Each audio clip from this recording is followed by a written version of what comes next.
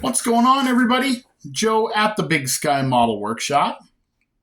Scoot my camera over, guys. So we're working on the Getting Started series, and one of the things we've kind of noticed is the budget paint set that we had is not covering super well, which spawned the idea of maybe I should do a quick test of probably the four cheap options you have when it comes to doing brush paints for painting the details and whatnot on your model. Now, we were working on a super budget, as you guys may remember if you've seen the first video. So we started with a complete paint set for $5, $4.99, 18 colors and a brush. The next option that you would have would be to buy craft paints, and you could buy just the paints that you would need to complete your particular model. In our instance, we probably could have got away with doing that. You'll use a black, you'll use a silver all the time, and then we needed a blue for the engine, and then the taillights, we would have either gotten a little bottle of red for 49 cents or whatnot, and then you would have needed a cheap set of brushes. You could also do that exact same theory. If you have a hobby shop, you could buy Tamiya acrylic, because some people are not happy with enamels or don't want to mess with enamels. They dry slow. They kind of stink. You could also do the same thing with a lacquer. I did not have that available, so I did not use that in this exercise. And of course, there is the good old-fashioned Testors enamel, which you can also get at Hobby Lobby. But the last two options, you're looking at $3 a bottle for what you need, and then you better plan on a bottle of thinner to go with it. So unless you're just doing one or two colors, I don't know that that is the most affordable, viable option, but I'm going to put them out here so you guys can see the difference between a good hobby grade paint versus a budget option, just so you know what you're getting into if that's the route you choose to go. So the first one I did, this came out of that budget paint set. I'll bring it up a little closer here. So it covered, but you're going to probably need another 2 coats, possibly more, to get nice coverage. On a spoon, it looks passable, but I can see the brush marks. I see light spots. You can kind of see where the paint is thin in some spots. You're going to need 2, maybe 3 coats. As we're finding certain colors on certain parts of our build, we've had to lay 3 and a 4th coat to get decent coverage. The plastic on that is a lime gold. I don't think it's the color that's the problem, because it's not that. It's the showing through of the plastic underneath. So the next budget option you would have had, and I'll kind of compare these together here, is the craft paint. As you can see, the craft paint does cover about the same. You could do 2 coats and you'd probably be all done with craft paint. The bonus with both of these two is they will clean up with soap and water. That is a plus, especially if you're dealing with a kid, and you don't have to worry about a spill on if you're using like your kitchen table or something. A spill is not going to be a deal breaker or a major problem. But compare that to the coverage of a hobby grade paint like a Tamiya acrylic, and you can see the difference for sure.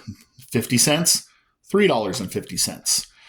1 coat, you're done. Looks great. Likewise, $3 a bottle, and you got good old Testors enamel. Now look how shiny that is. That is incredibly shiny and glossy. The downside you have to this is going to be odor, which may or may not be a deal breaker if you're in an apartment or if you have somebody in the house that's sensitive to that sort of thing.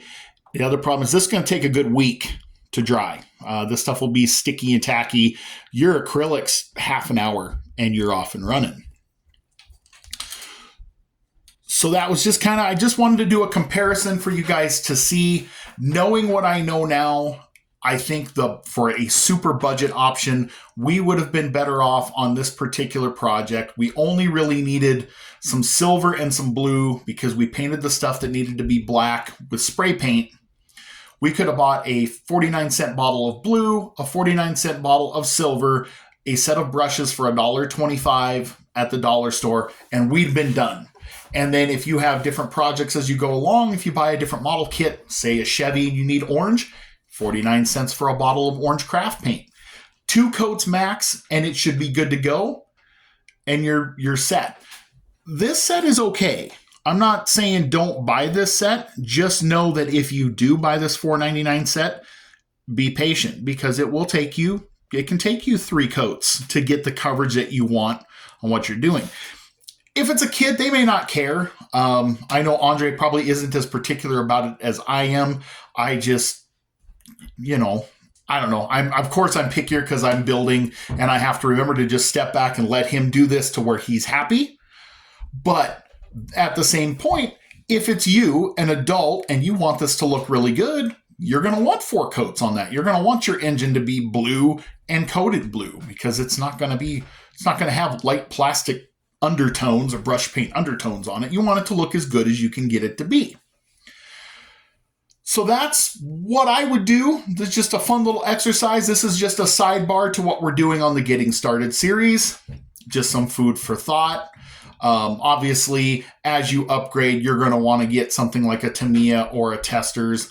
If you were going to do Testors, know that on the budget side of things, if you wanted to get the basic set, if you're going to buy more than 3 bottles of Testors for the project you're working on, buy the set.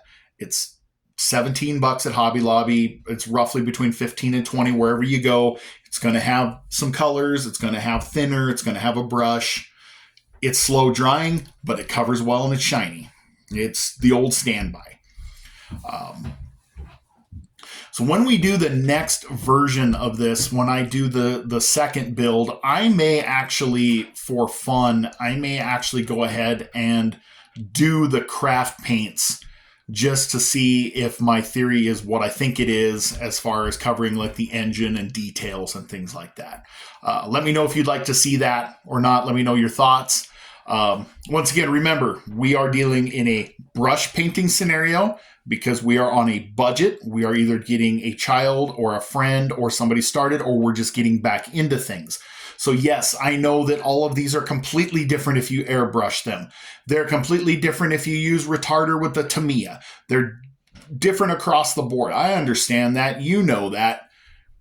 But we've got to remember what we're working on. So I'll leave this at that. I was going to try these also with a primer undercoat to see if that would make a difference, because I wondered if that was the problem. And spoiler alert, it didn't matter. The coverage was the same, whether it was a bare plastic spoon or primer, which is good because I did them with Mr. Hobby or Mr. Surfacer, which is what you would have bought at Hobby Lobby for another $10.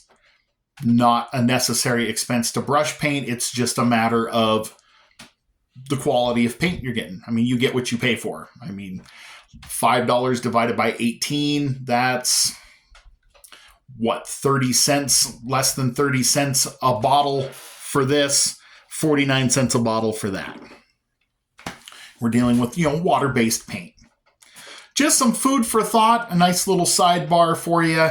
Hope you guys are enjoying the Getting Started series and like what you see. Any questions, comments, anything you'd like to see, let me know. We'll be getting to part 3 probably into next week when we start assembling everything that we have painted and do a little bit of details and decals and whatnot. And we should be getting close to the home stretch on that first build. So hope you guys are having a good evening. Thanks for stopping by and watching. God bless, and we'll catch you on the next one.